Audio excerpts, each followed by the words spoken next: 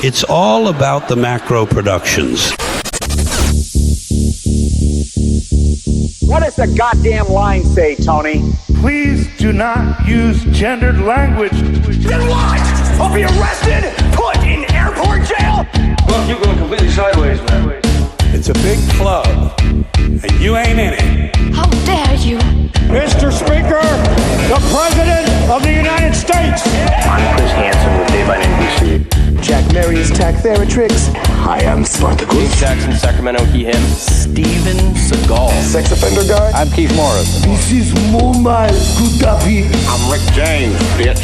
Sorting through the lies. The hijacker's passport was found blocks from the World Trade Center crash site, if you can believe that. We cannot track $2.3 trillion in transactions.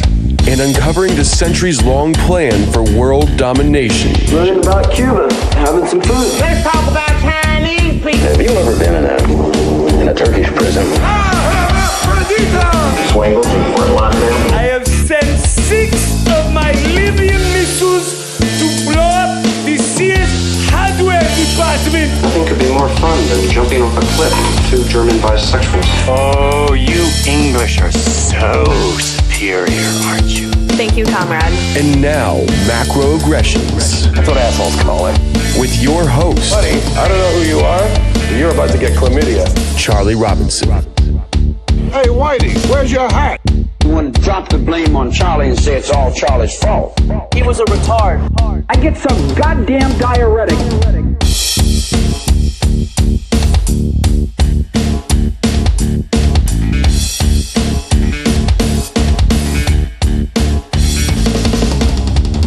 Welcome to Macroaggressions. I'm your host, Charlie Robinson. If you're watching us on Rockfin or Rumble, or you are listening wherever podcasts are served, thanks a million. We appreciate it. Couldn't do it without you. If you want to connect with me, the website, macroaggressions.io, is the best place to do that. You can find all the information about the books and the podcasts and all that good stuff. And if you haven't rated the show yet, I certainly would appreciate a 5-star rating if you think that I've earned it. We work very hard around here, but we're going to have to fight this algorithm battle probably forever. They definitely don't like us, certainly towards an election.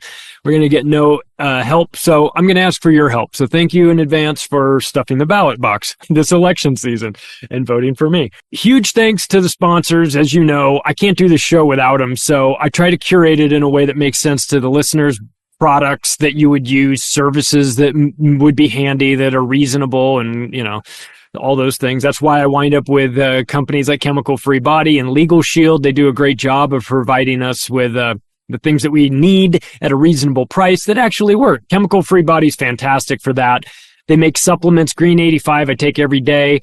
It's just a scoop of green powder in water, mix it up, drink it. That's it. It's so easy. If you bundle that, if you tie that in with the detox bundle, then you're just drinking that and you're taking a couple capsules in the morning. It's very easy to do. There's a 90-day program. It will thin you out really, like, seriously. So before you start on it, do some baseline measurements and weights and take your weight and all that stuff, and get ready to go buy some new shorts or new shirts or whatever, because I had to after I got done with it. I lost quite a bit of weight. Wasn't trying to. Certainly don't need to, but I did anyway, because it makes your body so much more efficient. The Green 85 will you just will wind up not eating quite as much because you're just not as hungry. Tim told me that in advance, so I was prepared for it. So if you're interested, go to chemicalfreebody.com, take a look, find the Green 85 in there somewhere, and use the discount code MACRO on your way out to save you some money. Also, as I mentioned, Legal Shield, they've been doing this for 50 years in the United States and Canada. You'd think they'd have raised their prices a lot by now. They haven't raised them. So listen, it'll still get you $1 a day. Will get you access to an attorney in your area. It's the best money you'll ever spend. I promise you. You can do so much with it. You can create a last will and testament, which you need, and a medical directive, power of attorneys, all kinds of documents that you probably need. Get them done now while you still can.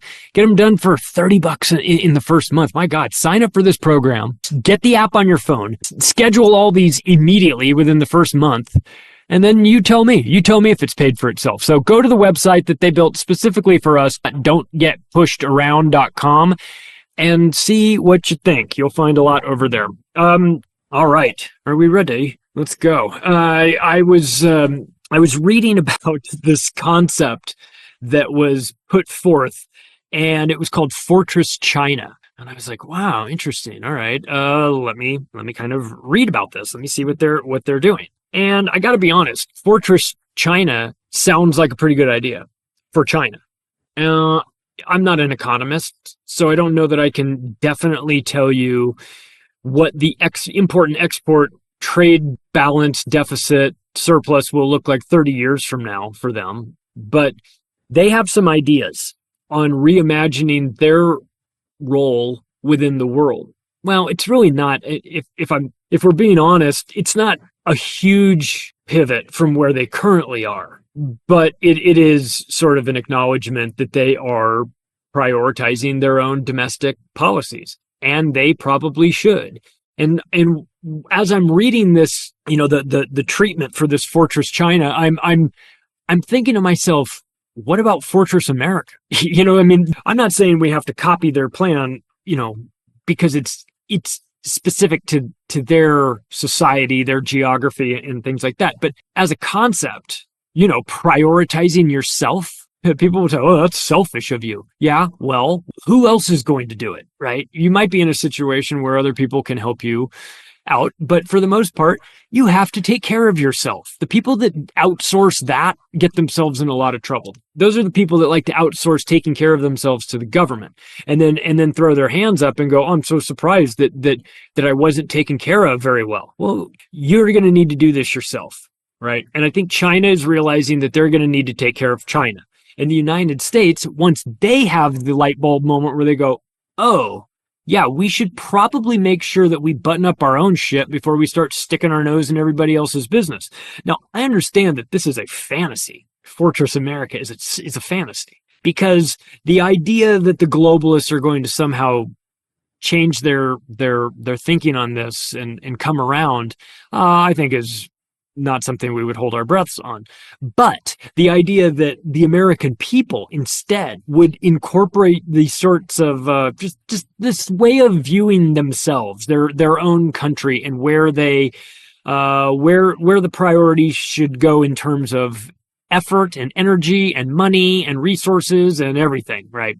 So we're going to talk about this. I want to get into what this would look like. What Fortress America would look like, what Fortress China would look like. There's a name for it. It's called nationalism. They already have a name for it. It's not something brand new. It's just that lately, because the globalist scumbags have been driving the car for so long and controlling the media too, which means they control the messaging, they have made it so that you as an American, if you are an American, think that the real priority is sticking our nose in everybody else's business and being the world's policeman, and that's our duty and obligation, and that comes first, and that everything else comes second. Well, I disagree.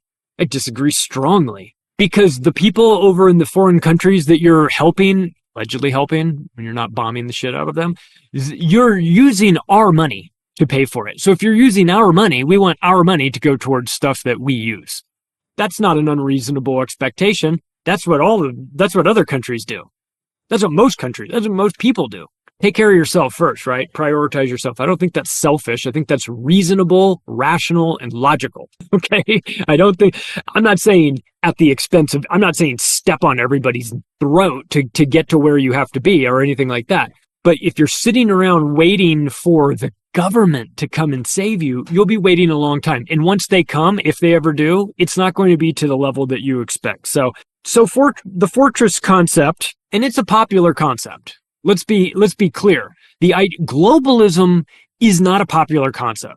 The only place in which globalism is very popular is for if you're in America and you want to do business, or you need manufacturing done elsewhere, and you need accounting done in this country, and you can move your whatever. You're a global country, or you're a global company, and you are looking to have things done in certain geographies that benefit you. I'll have our manufacturing done in China and India.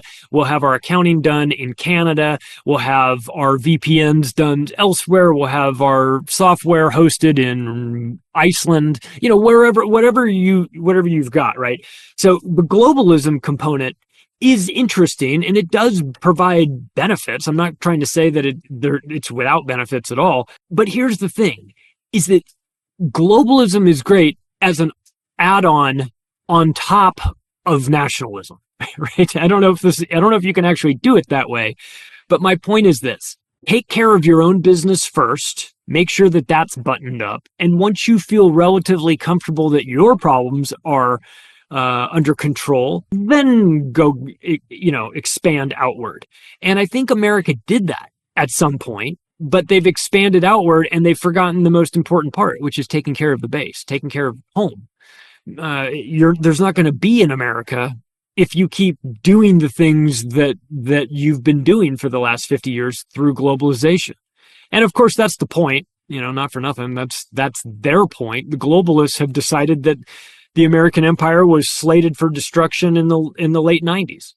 Frankly, if not sooner. But I mean, they made a decision in the late 90s. You can listen to Catherine Austin Fitts talking about sitting in some meetings when she was in HUD, and they said they're talking about all this money that they had to allocate, and she was wondering, like, what's the plan for allocating this in America? And they said, oh, we've made a decision that we're pivoting to Asia. Really? Does America know this? Do the American people know this? Right. So we would always be the last to know. And so what is this concept? Right. It's not very complicated. National self-sufficiency and resilience. That's number one. Take care of yourself. Make sure you're fine. What do they tell you on the airplane? Put the oxygen mask on yourself before you help your child sitting next to you. Right. So national self-sufficiency and resilience, aka oxygen mask. Protect against external shocks, pandemics, and geopolitics, right? So take care of yourself first, but also make sure that the outside world isn't throwing hand grenades at you, like fake pandemics and World War III. And make sure, the third thing is make sure you can, or the country can, withstand extreme situations and armed conflicts. So make sure you're ready to defend yourself. Remember, we have a Secretary of Defense. We have a Defense Department. Do you remember in World War II what that department was called? It was called the War Department because it was about war. Ironically, I think back then, when it was the Department of War, it was actually more about defense, for being honest. Now it's the Department of Defense, and it's most definitely only about war.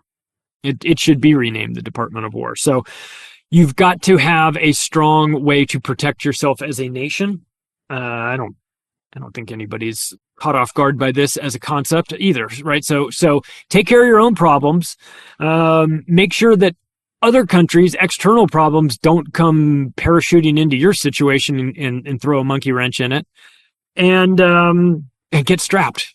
Stay strapped, because your neighbors may be coming in to try and invade you, and they may view your lack of a desire to externally explore they may interpret that as weakness and just decide that they want to attack you because they don't see you making any sort of offensive moves, and they may perceive you as being weak because of that. So you need to defend yourself. Okay, I don't think these concepts are, I don't think that's all that difficult to understand, right? This is a shifting of priorities to the problems at home first, right? What a concept. But however, here's the thing. When countries around the globe do this, it angers the American empire.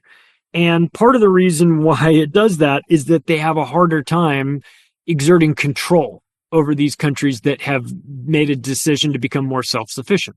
They like it when countries are dependent on them, on the empire, dependent on the US dollar, dependent on oil or SWIFT banking system, whatever. There's plenty of ways in which you can become dependent on the American empire, and the American empire would prefer it if you stay that way.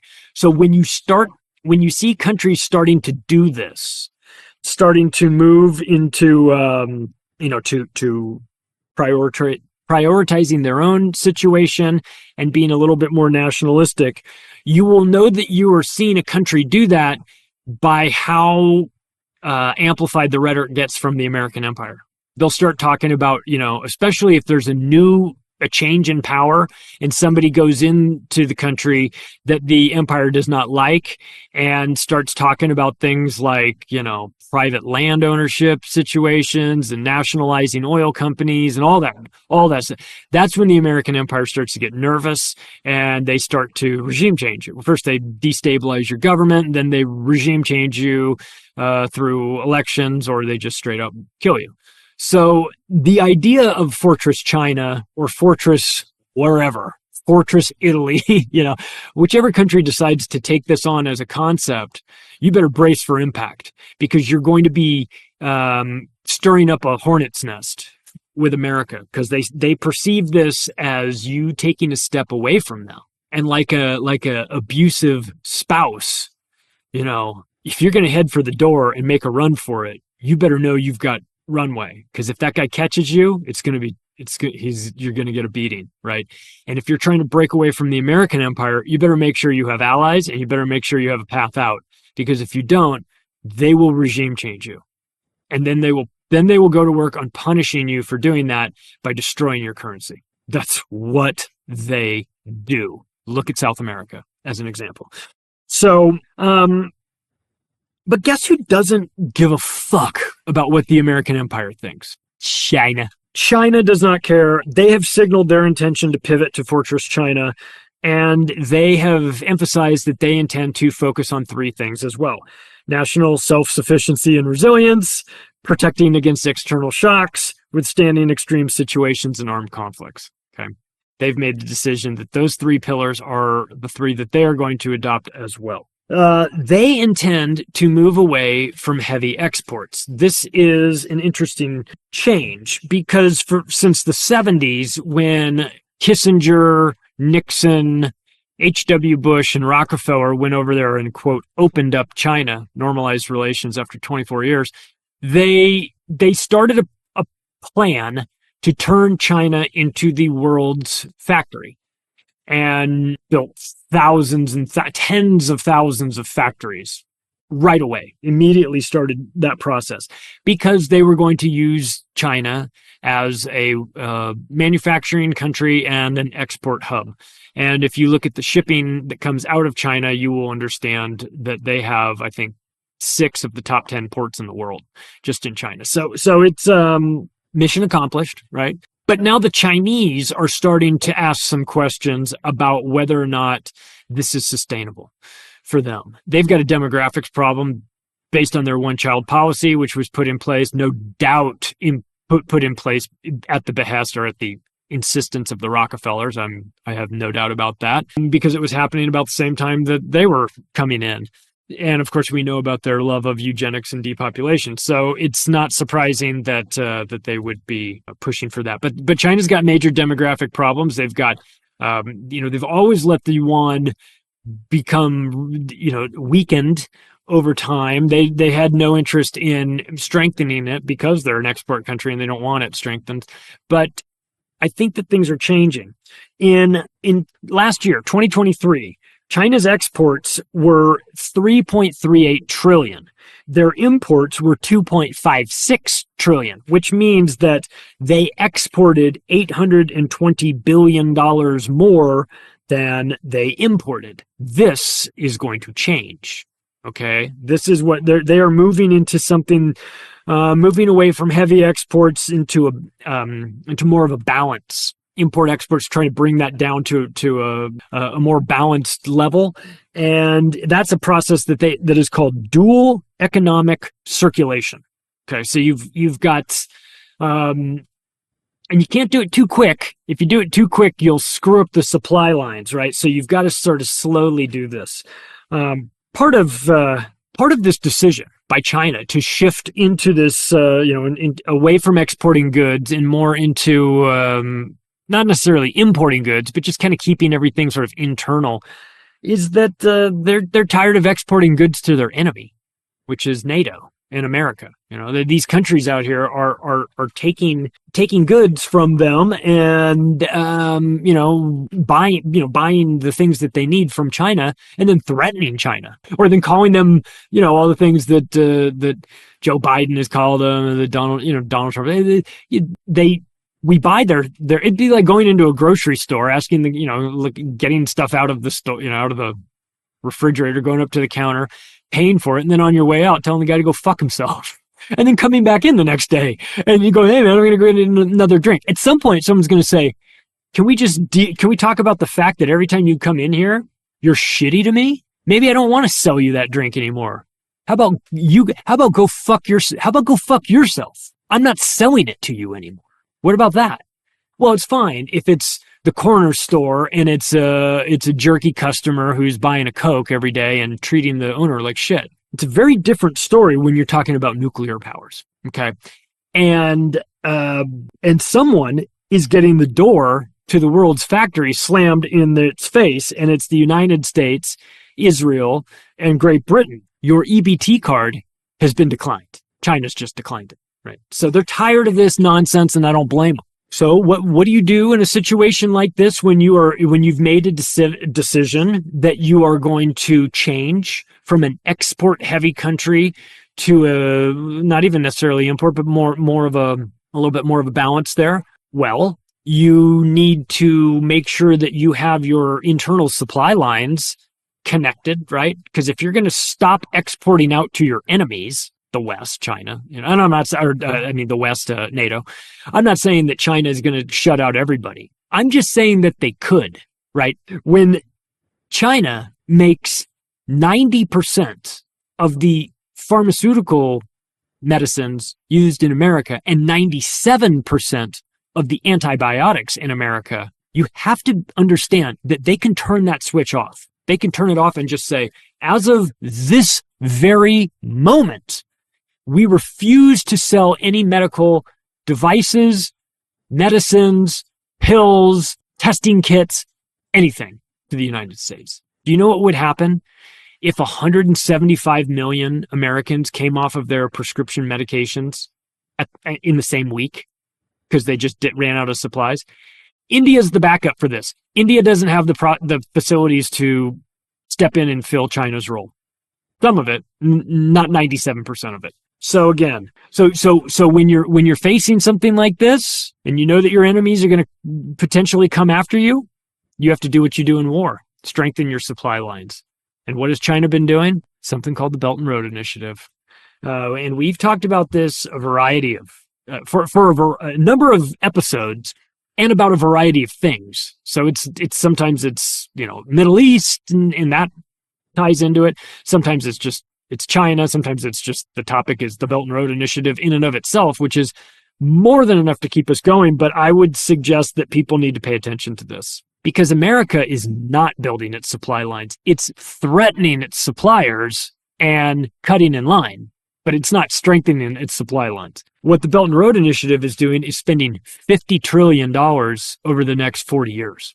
They've already spent $1 trillion of it. They've been building out land routes, roads, trains, and tunnels. They've been working on sea routes, which are ports, and new ships. The Gwadar port in Pakistan is Chinese controlled, and that runs through a north-south corridor that runs through Pakistan and into the Himalayas. That is, I want to say it's like a duty-free, tax-free. It's an economic incentive zone. I won't get into the details of it because I don't know all the details of it, but I know that there's economic incentives for doing business in that geographic region. So they're not just building out the infrastructure, they're incentivizing people to get on board with the infrastructure on top of that.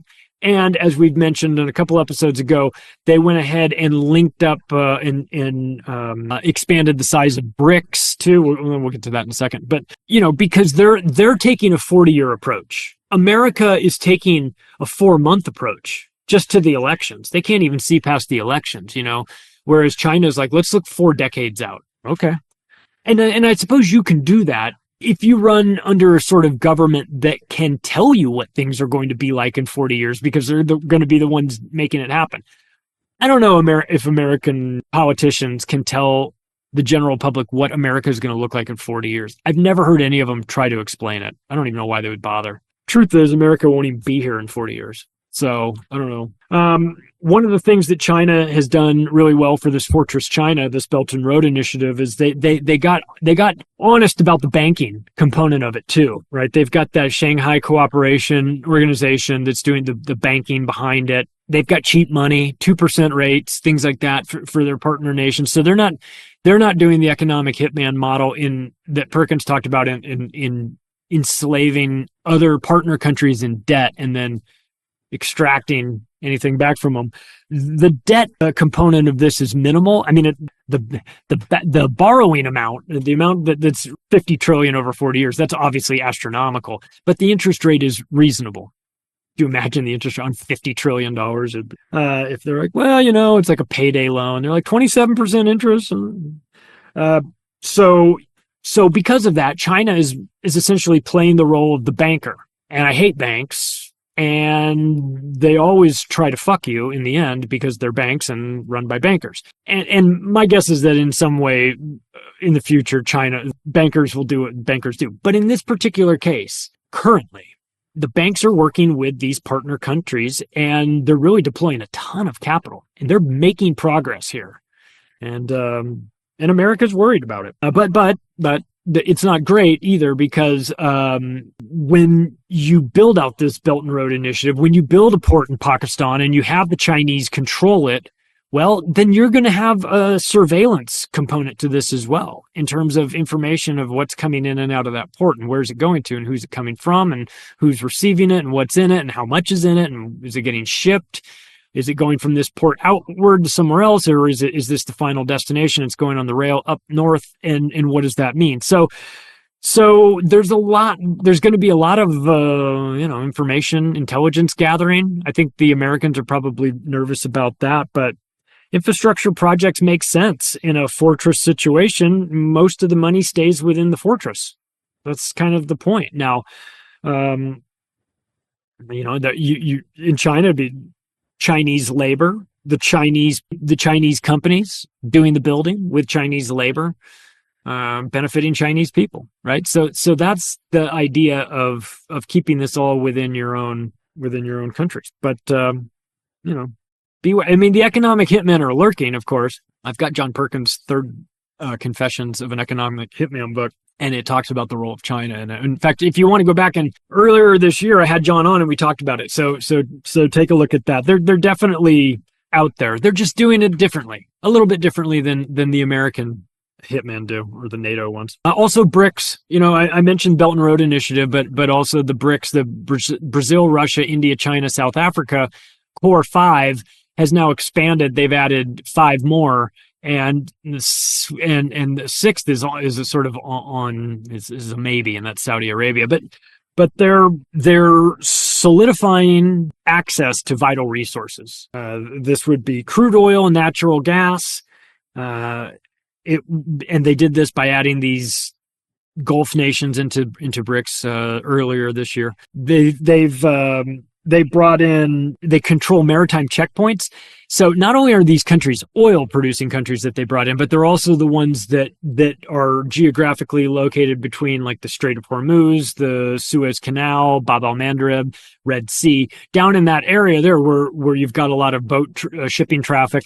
So, and oil, and of course oil mostly flows through boats these days when it's not going through a pipeline. So you've got to manage that. And you've got to protect your supply lines. And China's doing this. Of course, this is what you do when you're trying to build the fortress. You got to make sure that when you close the doors to the fortress, that you've got everything that you need inside of it. That you've got you don't need to import food. You're growing your food as an example, right? So, and part of how you do that is you need to make sure that if the barbarians are at the gate, right? And part of how China is doing this is by linking up with partner countries. Now they know that they've got neighboring countries near them that are economic partners with them. I doubt that they're too concerned about an invasion, but they've also spent these decades kind of planning, well, what are we going to look like?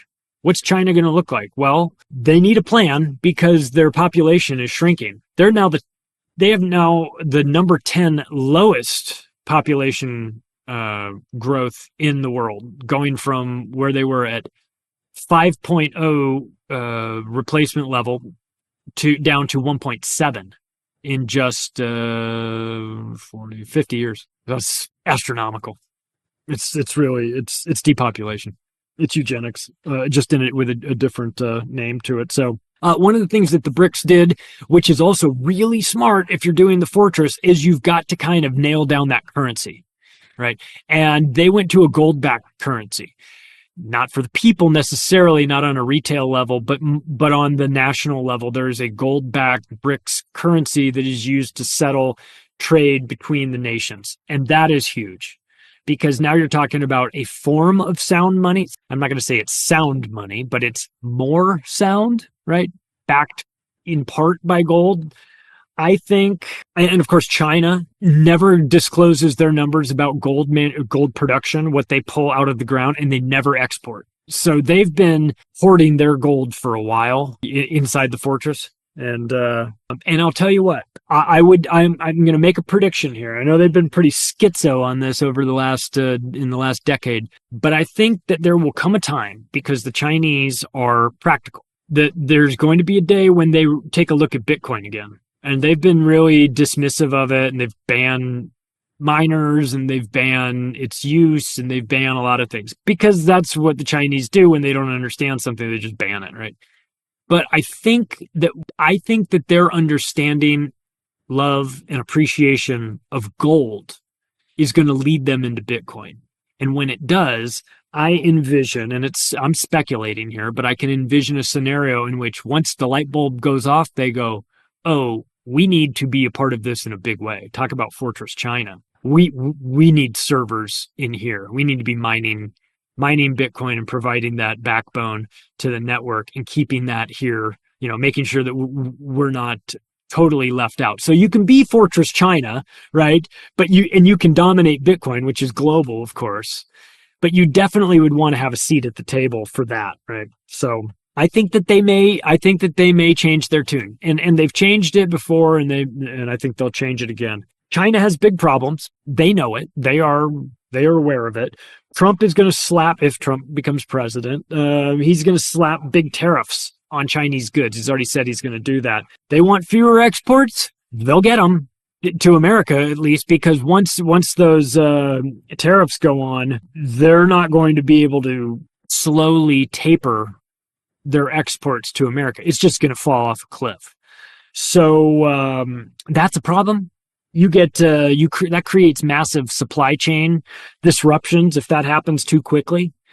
So if you're it's like if you're coming off of benzos, or you're coming off of exports, you got to do it slowly. You do it too fast, and you'll crash the whole system and wind up in worse trouble. So I think that what Trump would do with a tariff program that's specifically targeting China, but it won't be limited just to them. I think it'll probably be pretty heavy on some of depending on the industries, of course, that they'll be trying to really slam the door on China anyway. And of course, don't forget about the $1 trillion+ of U.S. Treasury bills that China's sitting on, right? But that's kind of where that's their reality, right? They're trying to distance themselves from their crazy girlfriend, the United States, who they've got a joint bank account with, because they've got $1 trillion, and they need to do it in a way that allows them to remove themselves from this relationship without crazy America boiling the bunny. You know what I mean? So this is where China is sort of slowly trying to ease itself out of this and cut off some of the ways it's been doing things in the past without spooking the American empire and having them flip completely out. So COVID wrecked their economy. It wrecked China's economy. I mean, obviously we saw the pictures of Wuhan getting locked down, people getting welded into their apartment complexes. I'm sorry, I feel bad for the people that were welded into their apartment complex. But I mean, if it's like, why do you hate the government so much? I hear that you speak at these anarchist conferences and you do all this stuff. Why do you hate the government so much? Example number one, sometimes they weld people into apartments to control a virus with a 99.98% survivability rate. So the Chinese population right now, they have their hands full with domestic problems, right? They're not looking to start World War III. The public, in the government either. I mean, that's us. That's our politicians, right? They've got, it hardly has time for invading Taiwan. I know that people say that that's a possibility, but although, I'll tell you, if World War III broke out elsewhere, and let's say in the Middle East, and then maybe, I don't know, Ukraine turned into a bigger situation, and that was the focal point of the situation of the new World War III. At that time, you might see China make a move on Taiwan, only because it would be like everyone else is distracted. So I'm going to, we're going to go take this thing while everyone's busy fighting the fires in the Middle East. Then we'll just go ahead and take this Taiwan, and good luck America trying to stop us, right? Because that's the only person. So, but I don't think that the American empire is, or that the Chinese empire is. I'm sorry, I've got my mom's cat here. You're going to need to go. No, we can't do this. You cannot. Okay. All right. Well, she's a cat. So 70% of gross household wealth in China is in real estate. And did you know they've got a massive real estate problem going on right now? So they've got to get that under control. Evergrande, their largest property developer, just went into bankruptcy and had huge problems, and they're trying to sort all of that out. And real estate is 25% of China's gross domestic product. Super vulnerable right now. They've got their hands full. And see in China, what's interesting is that they don't have a lot of investment options there. You basically can buy real estate, and that's about it. So you find that there's a huge demand for property. And when I went to Shanghai, I went to the Worldwide Property Show, and that in Shanghai, and then I later went on to the one in Hong Kong after that. So, and I was there as a presenter because we had our own high rise that we were selling that was kind of in Vegas, but China specific. So I said, we got to go to China and talk to the people there. So I went and set up broker deals with brokerages in Shanghai and all that good stuff. But while I was there, I went through the convention and took a look at everything that's going on there. And they have, they'll build the mock-ups of what the high-rise building's going to look like. In our case, in the United States, they'll build a mock-up, they'll show you floor plans and all that stuff, all these renderings. In the China property market, when they do the build-out, and they build out the scaled version of what the building's going to look like, it's not one building. It's like 75 buildings. All right. And it's like, well, this is the project that we're launching. I'm looking at it. I'm talking to the guy. I go, well, which buildings are you launching? He's like, what do you mean? I'm like, well, is this an existing? He's like, we're building all of them at the same time. I was like, what? He's like, yeah, we're just going to build them all at the same time. I'm like, and sell them? We'll sell them all while we're building them. We're just announcing it now. And so I was like, well, how are you so sure? And they're like, people love real estate here. I was like, I guess so. Well, the reason why they love real estate is they don't have an option to invest in anything else. So they buy, that's ghost cities. You've seen the ghost cities of China. You've seen all that massive building in places like that. A lot of it is this speculative bubbles. And as somebody that comes out of new home sales, new home industry, and I worked for two of the Fortune 500 companies, and I've seen what goes on in the background of trying to get one community built, and the idea of these people just building out. They're building like cities. They're like, oh, we're going to take this 10 square kilometer place and we're going to build this whole thing out. And you're like, how long is it going to take? They're like, probably 3 years. Like 3 years? It would take us 30 years to get that done. They're like, well, we just don't have they don't have the restrictions, right? So China's property market is fucking catastrophe right now, right? And all of the residents that live in China in some way, shape, or form, if they have even a little bit of money, they're in it somehow. They're involved. They're tied to it. So you cannot go out on these exploratory wars or whatever that China, that the American empire says China's going to go out and take Taiwan, and it's not going to stop there. They'll take the Philippines next. Stop. China's got their own problems. Even if everything was buttoned up, I still don't think they'd do it. But they have instead decided that because of this, with this Fortress China component, they are going to make 4 things a priority: food and energy security, reasonable; supply chain robustness, already doing that with Belt and Road. Development of strategic reserve infrastructure, doing that with Belt and Road. And civil defense mobilization.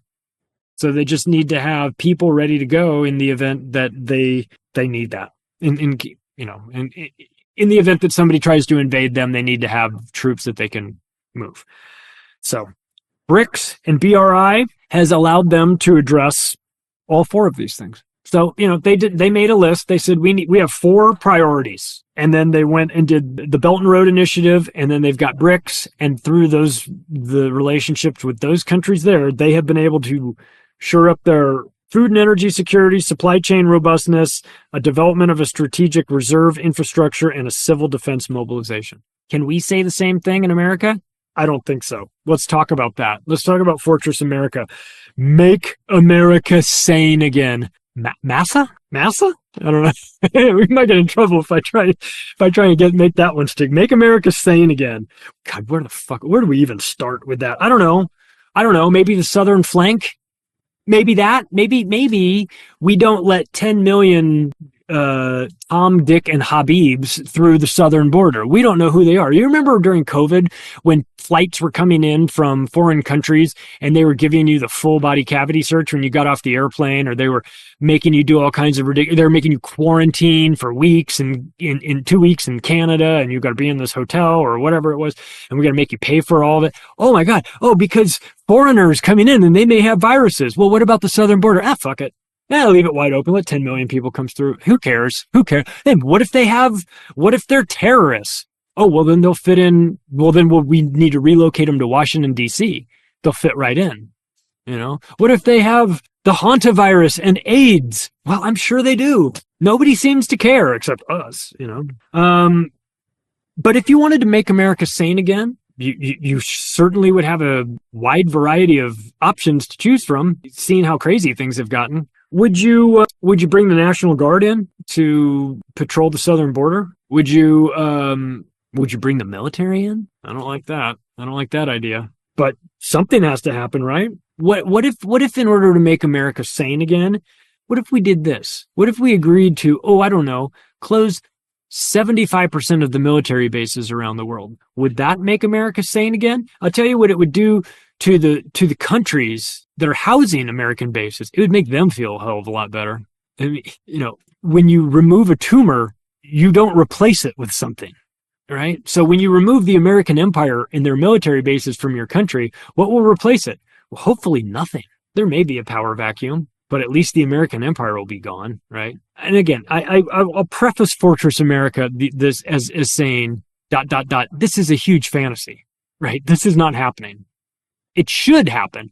All of these things that we're going to go through should happen, but that would require the people in charge to care about America, and they don't. They're out of here.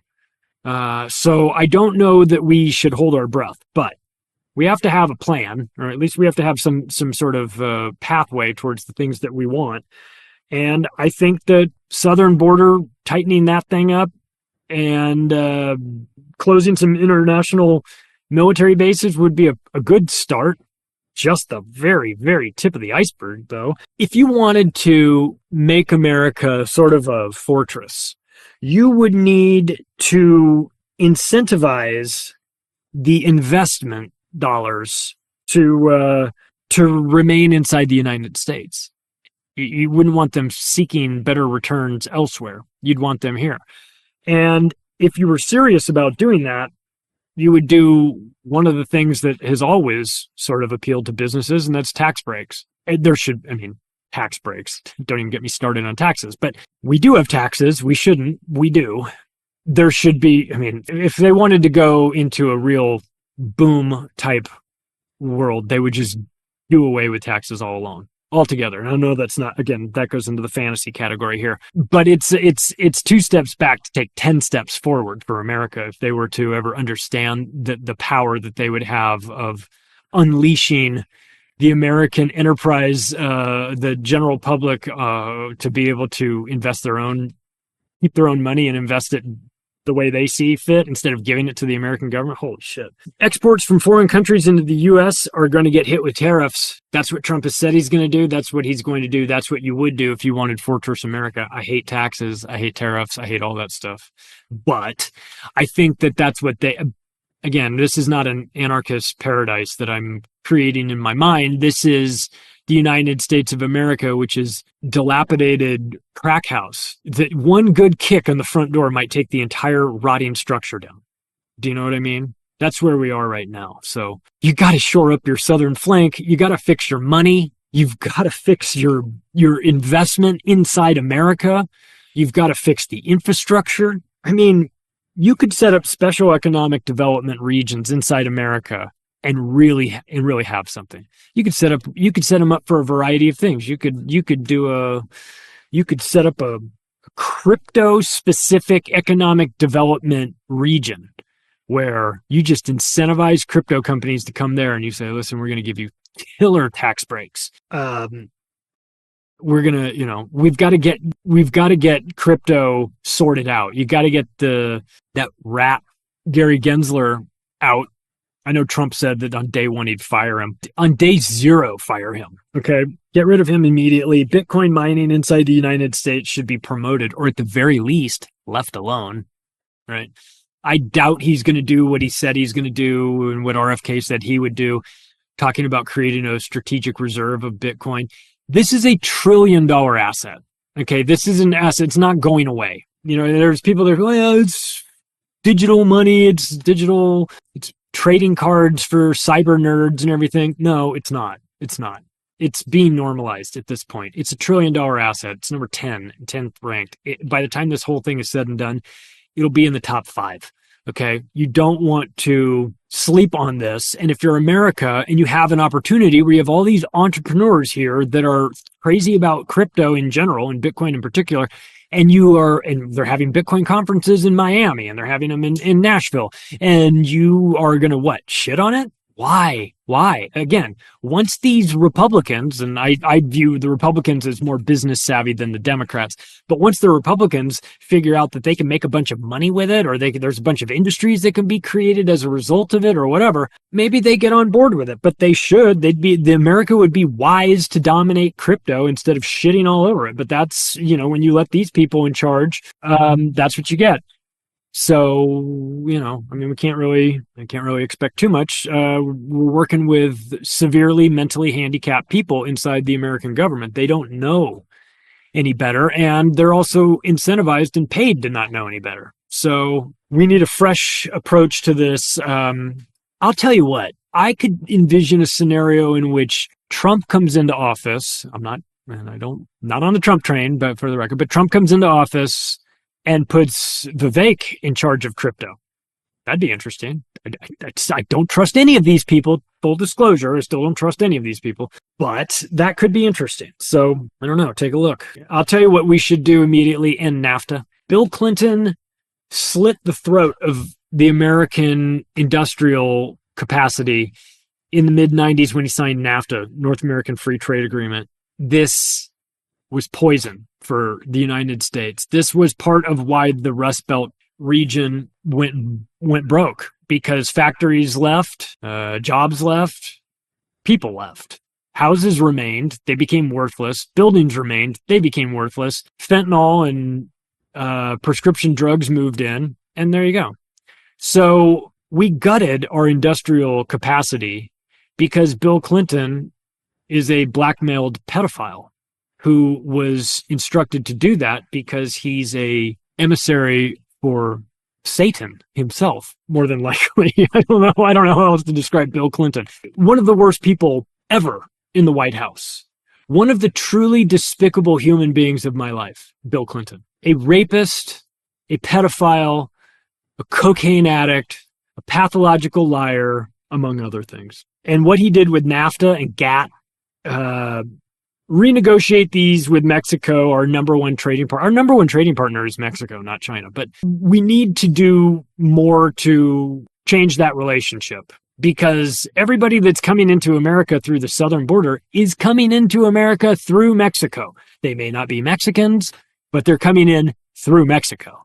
So we end NAFTA, and then you call up the president of Mexico and you say, I'll put your country in bankruptcy if you don't get these fucking migrants off my southern flank, and then hang up the phone.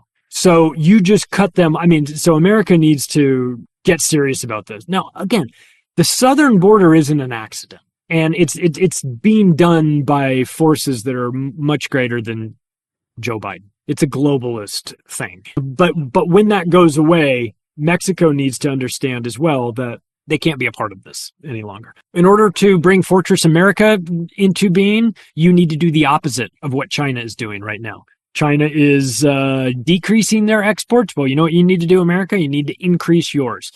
You need to start making it in America and then selling it in other countries. That's what made America America, and that's what got gutted back when Clinton was there, and continues to get gutted to this day.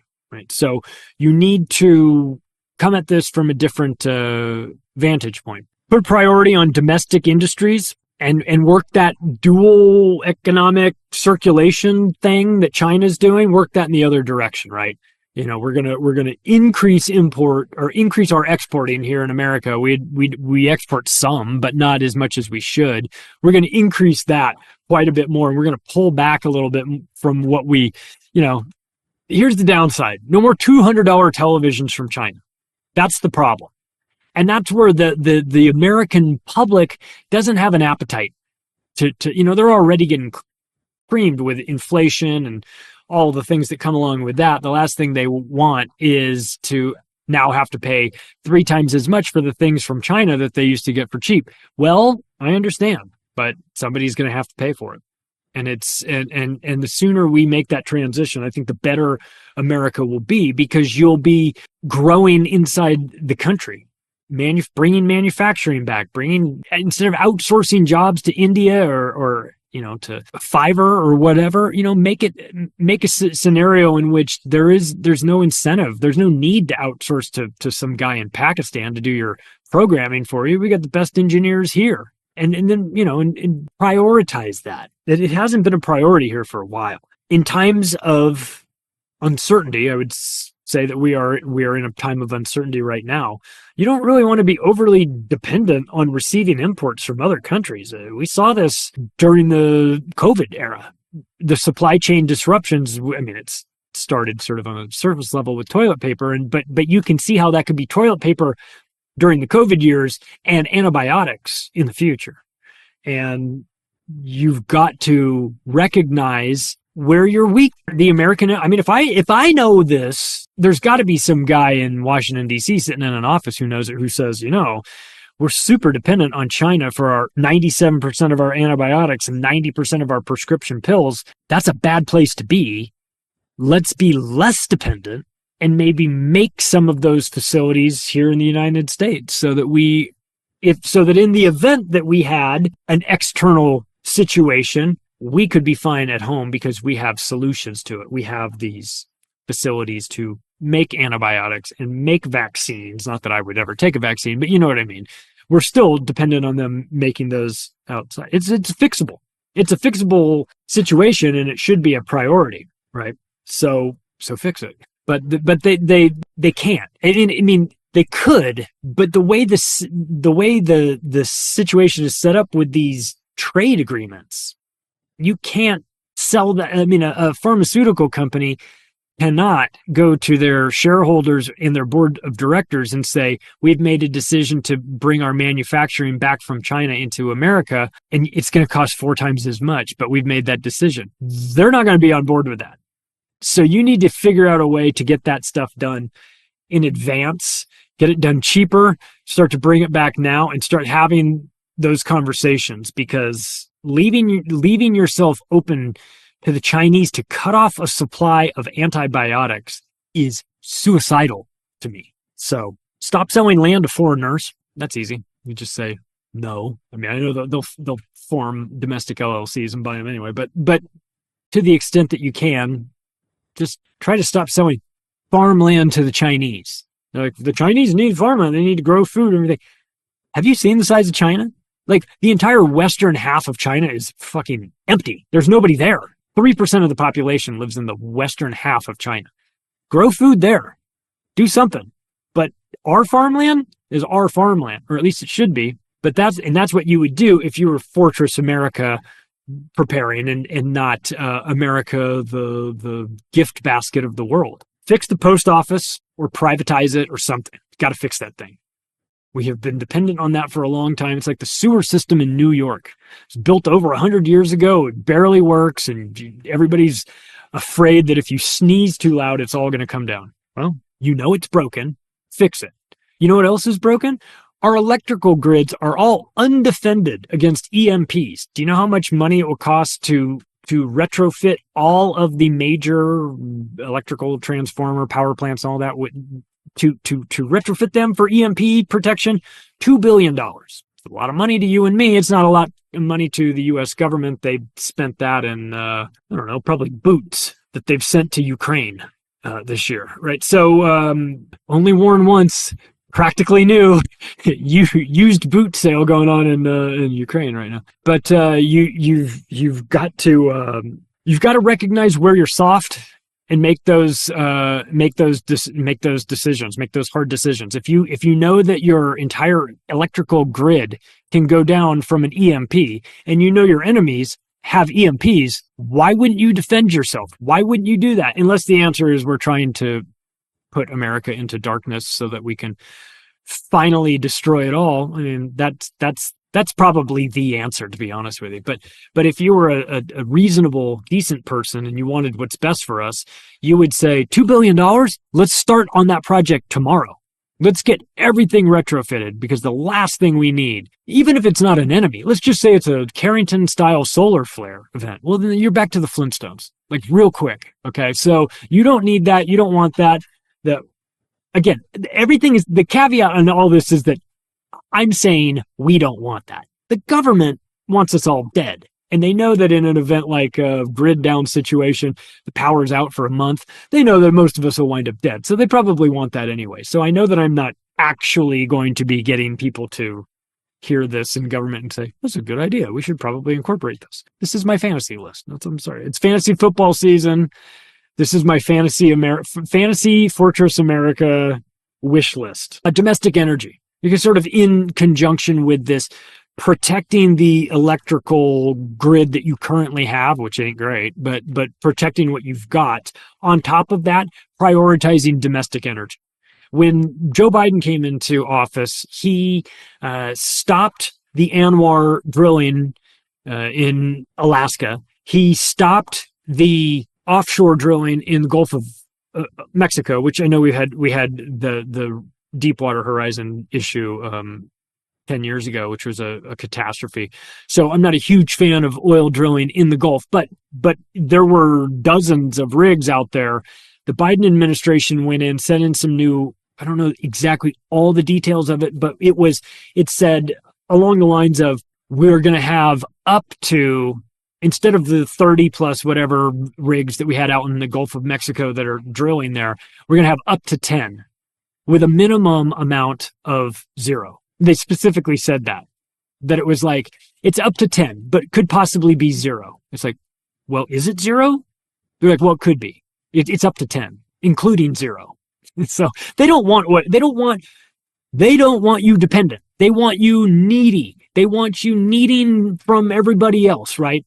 So if you are dependent, if you're energy independent, because America has a ton of oil and natural gas. We've got lots of it. We like to buy it from others and we like to use theirs, but we've got our own. So if you've got energy, oil, gas, then you're in a good position, because most countries don't. They have to import everything that they've got. If you have energy independence, then you have independence. So get to that point. We had it.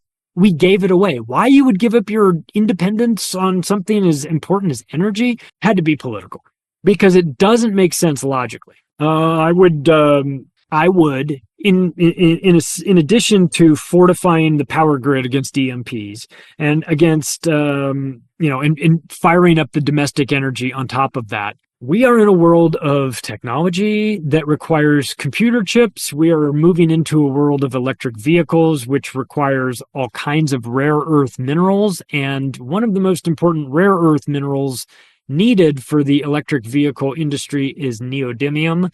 Neodymium is located in two places, mostly China and also Arizona and California. So there is a very small batch of neodymium in the Southwest. And we, America, could and should go dig it out of the ground. Going to have to figure out a different place to refine it because 100% of neodymium is refined in China.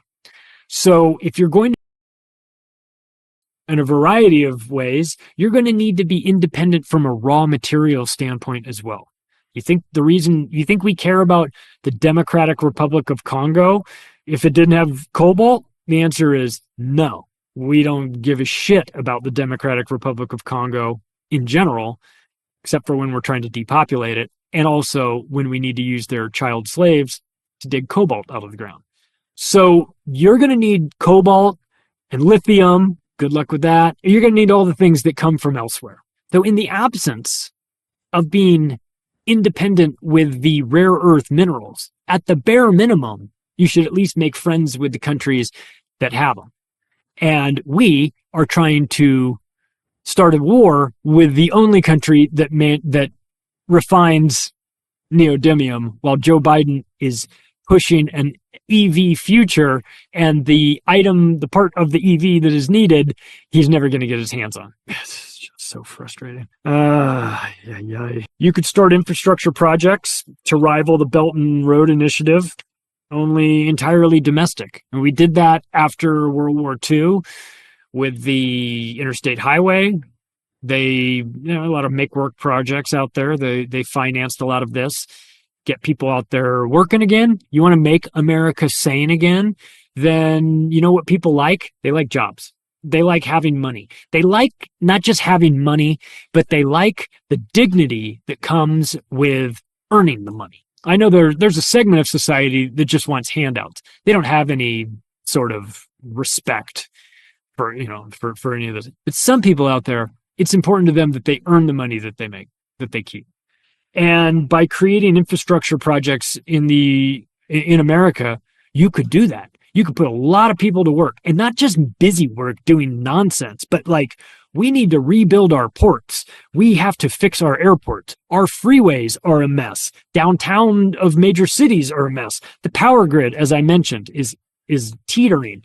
We have air traffic control systems that are completely outdated. That needs to be fixed. We have dams that are about to break. We have bridges that are 100 years old. We have rivers that are filled with trash. We have rail lines that cannot support trains because the trains fall off and spill their chemicals all over the place. We have huge problems. So when I say Fortress America, I'm not saying build a wall and keep everybody out necessarily. What I'm saying is prioritize our own things first. How is that not the first thing that you would want to do? I mean, we've got issues, but they're fixable, right? So fix them. Start a program and fix them. Get people working. You want to come in here, you've illegally come to this country? First of all, get the fuck out. But second of all, you're here illegally? Well, you're working then. We'll put you to work. Maybe you'll be in a work camp somewhere. You want to come here and just move into the country and mooch off of all the resources and do all that because George Soros and his band of merry lunatics gave you debit cards and pointed you in this direction? That's not okay. That's not okay with us. A reminder, for every 100 Americans there are 120 guns. Don't forget it. And that's a reminder. I'm saying that's a wake-up call to the American people, too. Don't forget it. If your tyrannical government comes trying to impose some Ruby Ridge type shit with you, just remember, they will shoot you. There is no law too obscure for the federal government to show up at your house and murder your entire family or everybody, like Waco. Look up Ruby Ridge. So, I'll tell you what. I have one last suggestion on what to do for Fortress America. All the things that I mentioned are all great ideas. Things that we could put in place. But I would be willing to trade them all in for one decision and one decision only. If you were able to end the the Federal Reserve fiat banking system, central bank, and put all of their top officers in handcuffs and then in prison, then we would get serious about changing America, right? All of these things that I've listed are fantasy. They're not going to happen. They should happen. They could happen. They won't, because there's a lack of desire from the current group of people that are running this country. They do not want you to be nationally self-sufficient or resilient. They need you dependent on government, because then they're needed and necessary. An independent populace who does not need the government makes the government useless and obsolete. And then those people don't have jobs anymore. They could get a job working on a freeway. Under my plan, I would put them to work in a salt mine, turning big rocks into small rocks with a sledgehammer. They do not want to protect you against external shocks, pandemics, or geopolitics. They're the ones creating external shocks, pandemics, and geopolitics. And they definitely do not want you to be able to withstand extreme situations and armed conflicts. They want you disarmed. In case you haven't noticed, they're trying that. Look, here's the geography of it all for Fortress America. We have the Pacific Ocean on one side. We have the Atlantic Ocean on the other side. We have a very, very nice neighbor to the north in Canada. Their government is run by deranged psychopath pedophiles, but so is ours. I'm not too concerned about Canada coming in from the north. Mexico is clearly where everybody has been coming from. Let me clarify. They're not Mexican citizens necessarily. They have been transversing through Mexico and into the United States. So we have 3 out of the 4 areas covered on geography, right? Not bad. You could close that southern one up if you wanted to. All things considered, you don't have to worry about the east and the west. Just focus on the south. You could do that.